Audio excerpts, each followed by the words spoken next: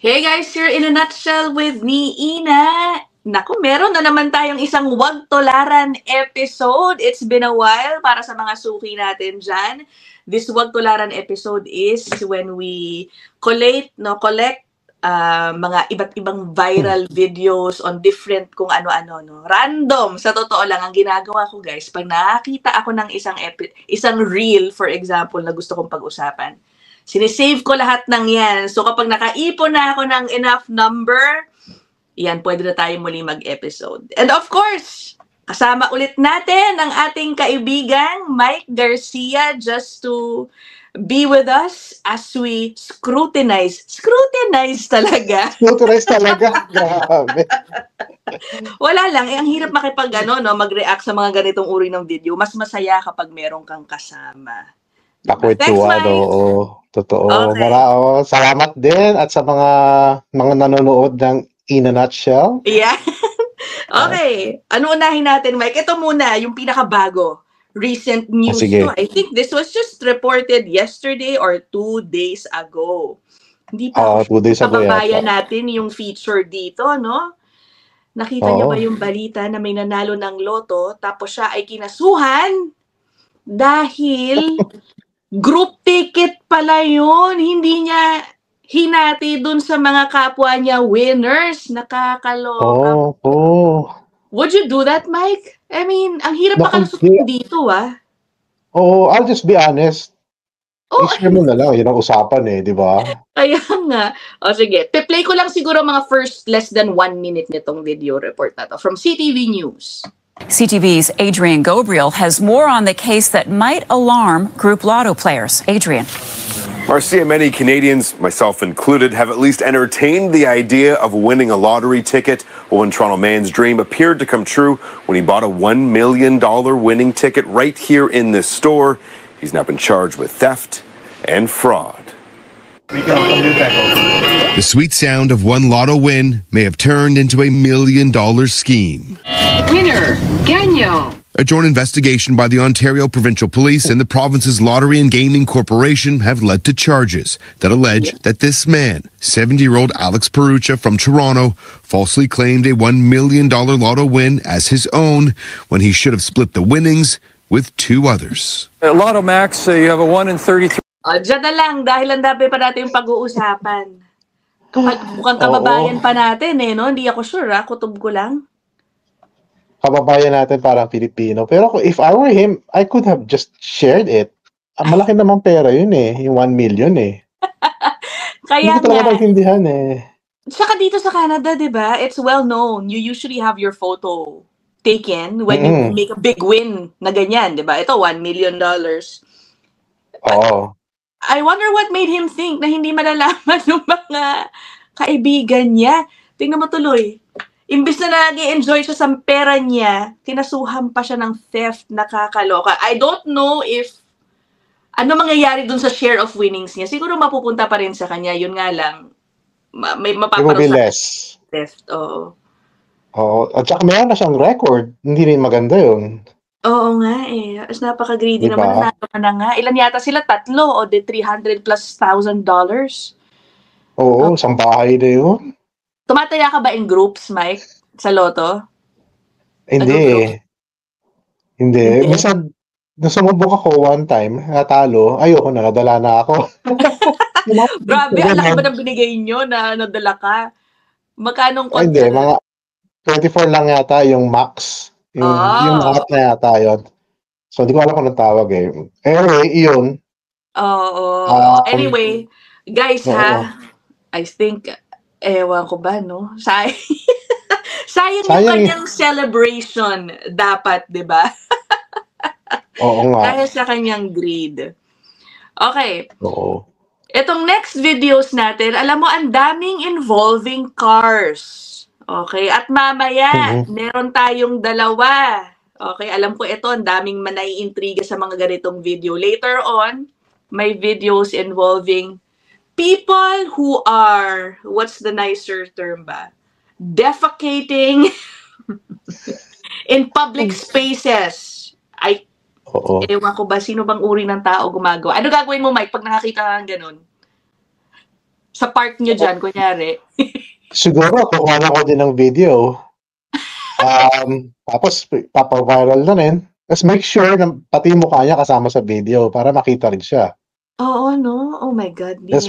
Or pwede ko rin sitahin, depende. Oo. Pero sige, mamaya pa yun, bitinin natin sila ng konti. Let's first go to... teka. Ano ba to? Sorry guys, ano ba to? Something's going on with my laptop. Yan. O, to. Ito muna. Somebody was caught throwing garbage sa side ng sa kalye. Okay, doktor pa daw. Doktor pa man din. Anyari. Sige, panoorin natin to, ha. Yeah. Dump that there. Yeah, pick it up right now. Let's go. Pick it up, put it back in your truck. You don't litter here. We're gonna litter. Can you tell me? You can't litter here. Okay, so we can just take it, okay? Yeah, put it in the truck. I'm gonna watch you. Okay.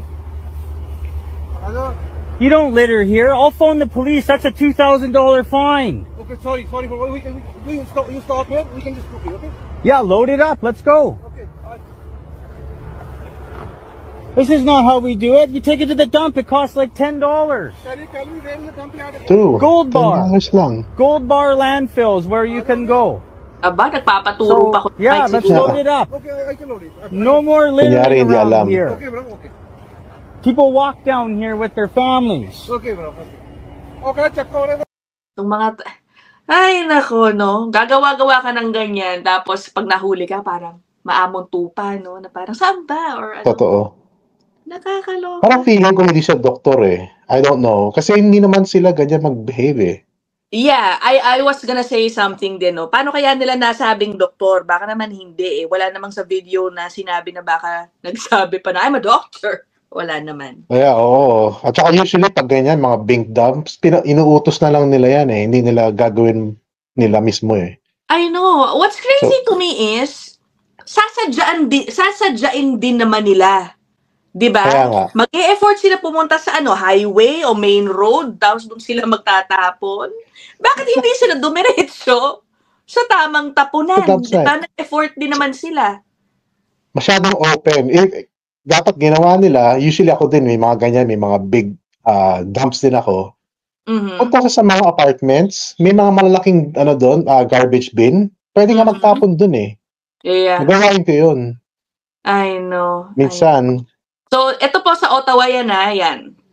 Next video tayo. Ito, saktong-sakto. And they thought since the car was all-wheel drive, dapat ninyong gawin. Dahil snow is coming soon. For some reason, medyo maila pa ngayon, pa December. But, let this be a reminder for everybody to change your tires. Kundi, maaring ito ang mangyari sa inyo kung hindi kayo naka-winter tires. Teka, BMW.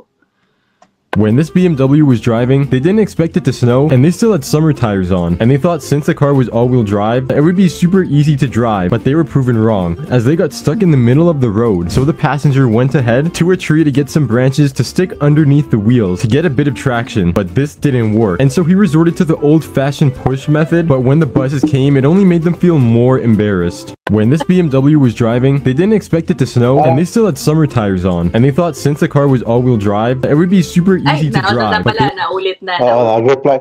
Pati yung punong nananahimik. Oo nga. Diba nalagyan niya yung mga sanga? Oo. Kunyari na, guys, hindi ako nagdadrive kaya pagpasensyahan nyo na tong tanong. What happens if you get stuck on the road na ganyan and then you cause traffic tas malaman nilang hindi ka naka-winter tires? May ba yan? May penalty ba yan? Well, actually, wala naman. Kaya lang, it's like parang nasiraan dito sa ka lang. amin, parang nasiraan ka lang, pwedeng ipa-pull over ka na ng police or kung may makakita sa'yo, kung hindi, kailangan talaga itabi mo siya kasi otherwise you'll be creating traffic. It's not a violation, pero bibigyan ka siguro ng warning. Depende sa city bylaws eh. All right. Oo. Is the use of all-season tires. Yan, di ba? Meron yan. Hindi na ako magpapalit. All-season naman yung mga gulong ko eh. Hindi kasi siya advisable eh. For certain provinces like dito sa Saskatchewan or sa Alberta na matindi ang snow, ang lamig, they usually get hard kapag pag +5, they started to get hard. Then yung rubber components na naging matigas. So those tires tend to lose their grip sa road. Unlike winter tires, kasi soft compound yung rubber niya, all year round, malambot siya, mas pero siyang traction sa kalye or sa ice. Hindi siya tumitigas. All right. Okay. O guys, marami kasing they would think na all-wheel drive naman ito, okay naman. May traction naman kasi 4 na gulong gumagalaw. Yes, pero what about yung braking capability ng sasakyan mo? Kasi matigas yung goma mo, yung rubber mo, hindi siya makakapag-brake na maayos. Mahaba yung distance ng braking mo. That will cause accident. Yeah. Okay. And let us not wait na, I guess, no? For the snow. Oo. Habang wala pa, magpapalit na kayo ng gulong para iwas aksidente. Okay, next video. Ito naman. Okay, guys. It's well known in Canada. Kapag merong magnanakaw sa isang tindahan, ang usual policy, ang guidance para sa staff ay huwag nyo nang habulin. Hayaan nyo na. Oo. People are, yung mga customers na iba, no, sila yung naiinis actually minsan sa policy na yan dahil in plain sight, ayan na, naglalakad lang palabas. O, diba, kunin nyo na. In this video, naku, may grupo ng mga tao, hindi na mga staff ha, nagtulungan. Sila na mismo ang umaksyon para pigilan ang isang magnanakaw. Okay, sa LCBO sa Toronto daw ito. Okay, tingnan nyo. Well, I thought the LCBO close to Diwali and look bacchanal here. When they gone for Paris and I end up thieving rum. Bottle in your mother's. Where's the point your thief down for, dog? Jeez. Well, I thought the LCBO close to Diwali and look bacchanal here. When they gone for Paris and I end up thieving rum. Okay. Ano ba yun? Hindi ko expect may ganung background audio pala, Mike. Ibang language pa eh. Pero ko hindi naman yan hindi yan lahing Jollibee eh. Ibang lahi yan eh. Kasi that's common. Oo. Dito sa Regina kasi may mga ganyan din na incidents na maaga pa lang pupunta ng superstore, kukuha ng meat, tapos they let go. Oo, I know. Pero in this case, alam mo mukhang nakaalis pa din eh. Pero, I mean, people were lauding, kaya to nag-viral. Parang at least nag-effort yung mga tao, di ba? Hinarangan nila yung pinto. Correct, Pero nakita nyo yung isang magnanakaw, dalawa sila, no? Pupuk-pukin ng bote yung isa, nakakaloka. Well, in a way, this also proves na rin, no, yung point ng employer siguro, kaya wag nyo nang habulin kasi nga masasaktan din kayo, posible. But then, that's right. Hindi mo rin no? Minsan talaga maiinis ka, gusto mo tumulong, di ba? Tapos sa Pilipinas lang yan, nakuyog na yan. Correct, no? Correct kung sa atin. Oo. Masyadong light ang dito, ang batas dito. Oo. And it often happens in LCBO, no? Talagang bentahan ng alak. Alak ang gusto nila. Siguro hindi sila pipigilan kung tipong itlog yung ninanakaw nila or something kasi kung gutom, di ba? Pero alak talaga. Toma naman ang gusto nilang kunin. Ang 7-Eleven din, palaging biktima niyan. Hindi because may alak, minsan Listerine ang kinukuha nila. Oh, all right. Oo, bago yan. Ay, nako. Eto na. Pupunta na ba tayo dun sa Wait. May isa pa eh. Ayan, bago tayo dun sa public display of kababuyan. Okay, dito muna tayo. Public display of affection. Scam almost immediately. Ito, guys, mag-ingat kayo dito. Uso ito sa Canada. Kaya magkaroon kayo ng dashcam. Ayan, I think si Mike mahilig. Advocate ka in a way for the use of dashcam, no? Yung mga magpapabangga to claim para mag-file ng insurance claim. These scammers will seriously regret their failed scam almost immediately. They brake check the filming driver before reversing and causing a crash. Oh my God, what is he doing? Grabe. These scammers are very dumb, yet they were a known scam group who had pulled many scams like this around New York City. This is the incident that got them busted, however. Notice the SUV that pulls up to the scene. They are working with the scam group to act as a false witness. Now, let's watch their scam fall apart in real time. They all act very dramatic, and the one guy notices something inside the car they hit. Is that a camera? Oh, yes, it is. You're busted, buddy. The whole group got arrested and charged because of the dash cam. These scammers will Okay. Yan. Very common sa mga, well, this is taken in New York, pero merong ibang ganyan. Tao naman, tumatawid. Ketsyempohan ka. Usually, mga nabibiktima, mga newcomers or hindi alam yung batas. So, they will, like there and then, doon sa kalye mismo makikipag-argue sa'yo. Tapos, yun na, sisingilin ka na. Sabi, you want me to call the cops or you wanna arrange it? Dito na lang natin pag-usapan. So, syempre, ikaw, as a newcomer, kabado ka, magbabayad ka na lang on the spot. That's right. Ganun yung isa nangyayari. Oo. So, again, guys, sa US to, pero hindi ko lang mahanap eh. I have seen some viral videos also, this happening in Canada. Okay? Tulad ng sinabi ni Mark. Nakita ko yun eh, yung tumalon pa, no? Kaya guys, if you can, extra budget kayo, get a dash cam to protect yourselves from these, scammers, fraud. Nakita mo, acting pa sila, no? Na parang, kunyari na sila. Nakakaloka. Oo. Pero may isa pa, let's say, if you don't have a dash cam, tapos nangyari sa'yo, and then parang tinatry ka nilang issue, let them sue you kasi they will not win the case kung nakita sa medical findings, wala naman nangyari sa'yo or anything. So, hindi sila claim ng insurance against you. I see. So, mas sila siguro, Mike, mas taking advantage sila dun sa immediate scare mo na parang, sige, isi-settle ko na lang to. Mas dun siguro sila umaasa. Ano? Sa mga ganon. Okay. Sige. Ito na tayo, guys. Dalawa tong magkasunod, total pareho naman yung ginagawa nila. And both are, or happened in Canada. This one first is sa Blog TO to. I guess in Toronto, no? Parking lot has people talking, as it has amassed millions of views in just 24 hours. Let me play it from the start. Okay, hold on. Yan. People are debating over this photo of someone allegedly pooping in an Ontario parking lot. This image of what looks to be a man pooping in a gas station Tim Hortons parking lot has people talking, as it has amassed millions of views in just 24 hours. But former Brampton East MP Raj Grewal is claiming that this post has been fabricated and that he owns the property and that this incident did not happen. Hindi. Nakita ko yan, nag-viral yan, meron further investigation, yung tao, merong reflection do sa sasakyan.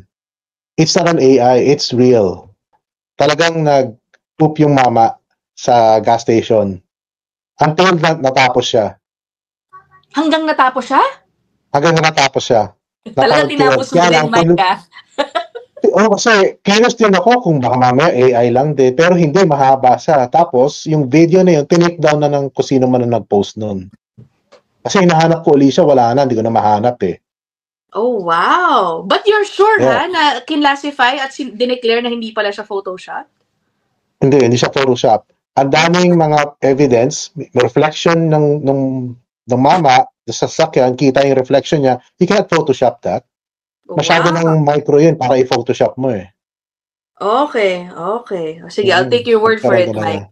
Pero alam mo naman, itong diskusyon na to, itong pangyayaring to, napag-uusapan talaga sa Canada. Isa pa. Malawan kasi ng mama, wala siyang dalang tabo. Dapat nagdala man na ng tabo. Parang mas malinis na tabo din niya pala. Ako na, kapag-iinita, sabihin, Pilipino yun, hindi yun kasi may tabo. Tsaka nasa gas station eh. Ba't hindi pa siya pumunta sa banyo? May stopover naman doon, di ba? Usually. Nakakaloka. Okay, ito naman guys. This is in a park. Okay? Lugar na mga bata. Buti na lang mukhang walang bata ngayon, no? In Vancouver. Okay. Ito na. Hold on. Yung babae naman yata ito. Hold on. Let me start. Mukha nga.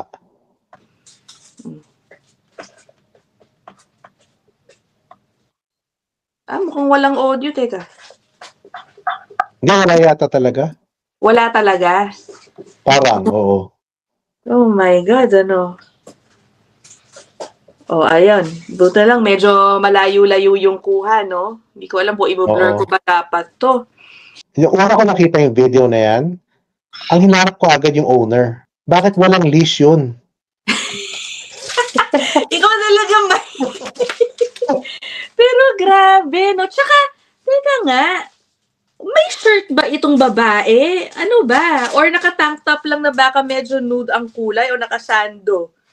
Hindi, tanggal yata yung shirt niya eh. Ay, nako. Oh, guys, what do you think? What would you do kung ikaw ang nakakita ng ganyan? Ako rin, I think definitely I would take a video of it. And I don't know what I'm gonna do with it. Lalapitan mo ba rin to, Hoy! Tumigil ka nga dyan para sitahin. Ay, nako, siguro, from a distance, baka may ibato sa akin yung kung ano man yun nandun sa ground eh. Diba? Nakakaloka sabihin niya. Ba't mga pinapakailaman ito? Ito sa'yo. Well, hindi mo rin alam anong nasa isip ng mga to. Ginagawa na nga nila. May pinagdadaanan. Pero from afar, pansin ko yung babae, parang constipated siya. Kasi wala. Kasi hindi wala na mabasa eh. Alam mo, ang hilig mo talaga mag-observe pala ng mga ganitong videos, ha? Sabi mo kanina, yung isa talagang tinapos mo hanggang matapos din siya. Ito naman, pinapanood mo talaga kung may nalalaglag doon. Siyempre, napanood mo na, tapusin mo na.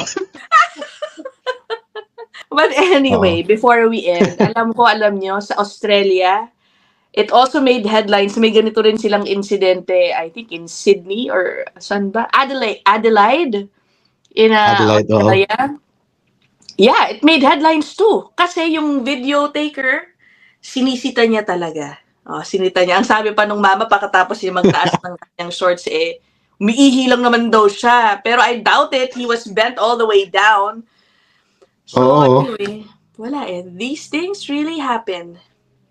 Ano ba yan? Siguro masasabi ko lang, kung ganyan, dapat magdala sila ng plastic bag. Parang, di ba, nag-walk ka ng aso, pinupulot nila. Yung aso na pupulot, bakit sila hindi? So, pagdating talaga sa ganito, marami ako naiisip ng kung ano eh. At the very least, no? Parang clean up after themselves after. Oo. Ay, at least justified. Oo, nakakaloka. Anyway, yun lang naman. Diba? Light episode lang tayo ngayon. But I hope you found it amusing at the same time. Natawag dito. Kung may aral man kayo nakapulutan doon, di mabuti. Mike, thank you so much! Yung audio wala mo. Naman. Sige, thank you. Ikaw talaga. Thank you! Hindi ko alam. Thank you.